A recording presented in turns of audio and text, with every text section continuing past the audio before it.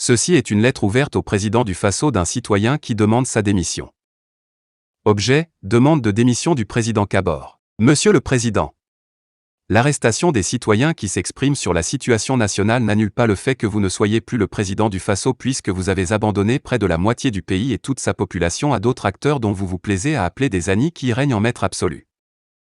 Conformément à l'article 36 de notre Constitution, le président du Faso est le chef de l'État. Il veille au respect de la Constitution. Il fixe les grandes orientations de la politique de l'État. Il incarne et assure l'unité nationale. Il est garant de l'indépendance nationale, de l'intégrité du territoire, de la permanence et de la continuité de l'État, du respect des accords et des traités. Vous n'êtes plus, ni le garant de l'indépendance nationale, ni de l'intégrité du territoire, ni de la permanence et de la continuité de l'État, ni. Est-ce pour vous une manière de prendre en otage tout un peuple en refusant de voir la réalité en face? Qui appelle-t-on président du Faso? N'est-ce pas celui qui incarne et assure l'unité nationale et est le garant de l'intégrité du territoire et de la permanence de la continuité de l'État? Honnêtement, est-ce que vous l'êtes encore aujourd'hui? Monsieur le Président, pourquoi le citoyen peut-il s'exprimer quand il s'agit de vous voter sans aller en prison et n'a pas le droit de s'exprimer quand vous êtes en train de conduire notre pays dans le gouffre, la désolation, le chaos? Vous avez réprimé violemment les manifestations des citoyens qui sont sortis crier leur ras-le-bol. Une scène de violence inédite juste pour protéger votre pouvoir. En plus de nos larmes qui n'ont pas encore séché suite à ces massacres humiliants de nos FDS et populations abandonnées expressément pour être livrées à l'ennemi, vous avez réprimé des manifestants dont certains blessés sont à l'hôpital et, comme si cela ne vous suffisait pas, vous continuez d'arrêter ceux qui veulent s'exprimer. Si c'était bon on vous aurait applaudi, mais lorsque vous avez les mains souillées du sang des milliers de Burkinabés lâchement tués, quand vous portez toute la responsabilité historique, morale et même pénale de tous ces morts et de la perte de notre territoire, et vous voulez fermer la bouche à tous ceux qui osent lever la voix pour le dénoncer, ce n'est pas possible. Quel musellement! Quel bâillonnement! Conformément à l'article 10 alinéa 1 de notre Constitution, tout citoyen burkinabé a le devoir de concourir à la défense et au maintien de l'intégrité territoriale. Et c'est pour cela que face à votre échec le devoir appelle tous les autres citoyens à tout mettre en œuvre pour sauver notre patrie que vous êtes en train de précipiter dans l'abîme. Monsieur le Président, même si nous vous concédons la violation de l'article 18 de notre Constitution relatif à nos droits sociaux et culturels, l'éducation, l'instruction, la formation, le travail, la sécurité sociale, le logement, le sport, les loisirs, la santé, la protection de la maternité et de l'enfance, l'assistance aux personnes âgées ou handicapées et aux cas sociaux, la création artistique et scientifique, constituent des droits sociaux et culturels reconnus par la présente Constitution qui vise à les promouvoir. L'intégrité de notre territoire ne peut pas être marchandée.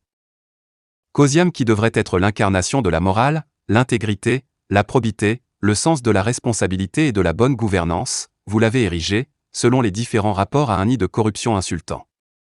Des personnes que vous appelez conseillers ou directeurs se livrent ouvertement au pillage des ressources et ce en violation de l'article 14 de notre Constitution, les richesses et les ressources naturelles appartiennent au peuple. Elles sont utilisées pour l'amélioration de ses conditions de vie. Vous avez cette institution budgétivore dite de lutte contre la corruption qui produit des rapports épinglant vos proches qui dorment dans vos tiroirs. Aujourd'hui vous parlez d'une opération « main propre », n'est-ce pas insultant? Vous avez permis aux gens de piller pendant 6 ans et, dans le seul objectif de sauver votre fauteuil, vous voulez poser des actes populistes. Non Monsieur le Président, qu'est-ce que la prison de ces derniers apporterait aux millions de populations que vous avez bâillonnées durant tout ce temps? N'auront-ils pas le droit à la défense? Mais ils ont assez pillé, ils peuvent se payer les plus grands avocats. Qu'est-ce que vos prétendues sanctions peuvent bien changer à tous ces préjudices causés aux millions de Burkinabés que vous avez traités comme des moins que rien en les abandonnant à eux-mêmes? Votre fauteuil qu'une petite fraction du peuple vous a donné est-il aussi important que la vie des milliers de populations qui meurent suite à votre échec dans la gestion de notre Faso? Monsieur le Président, peut-on cacher le soleil avec la paume de la main? Votre adresse à la nation dont le seul objectif était de calmer les ardeurs des uns et des autres, révèle que vous êtes un acteur passif, apathique de la souffrance de vos concitoyens. C'est maintenant que vous prétendez comprendre et prendre conscience de la gravité de la situation. Vos mesures fortes conjuguées toujours au futur ont enfoncé et enfoncent inexorablement notre chère patrie dans le chaos. De sorte que la vie d'un Burkinabé aujourd'hui semble ne plus valoir celle d'un poulet, parce que tous les jours on en massacre et vous demeurez amorphe, indifférent. Après Inata et votre discours, combien de personnes ont encore perdu la vie? Jusqu'aujourd'hui les populations de Dablo crient en vain à votre secours, et rien ne se fait, vous attendrez encore leur massacre. avant d'annoncer vos mesures dites fortes. Monsieur le Président, la région du Sahel, pour ne citer qu'elle seule, compte aujourd'hui 4 communes que sont Dori, Djibo, Gorom et Seba sur un total de 26 communes. Si vous étiez un enseignant, quelle appréciation feriez-vous à un tel élève? Vous êtes en train de compromettre dangereusement l'avenir de nos enfants et de tout un peuple en vous accrochant à un pouvoir juste pour des honneurs au détriment de la vie de ces milliers voire millions de Burkinabés que vous sacrifiez tous les jours.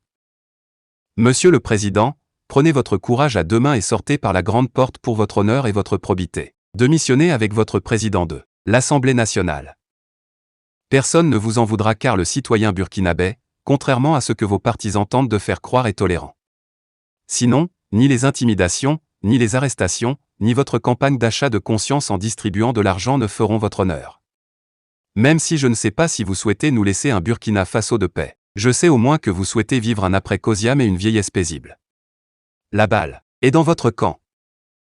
J'ose croire à votre patriotisme qui, pour moi, va se mesurer par votre capacité à nous céder notre Faso qu'une fraction du peuple vous a confié, dont vous n'êtes plus à mesure de diriger, de conduire à bon port. Veuillez recevoir, Monsieur le Président, ma déférente considération.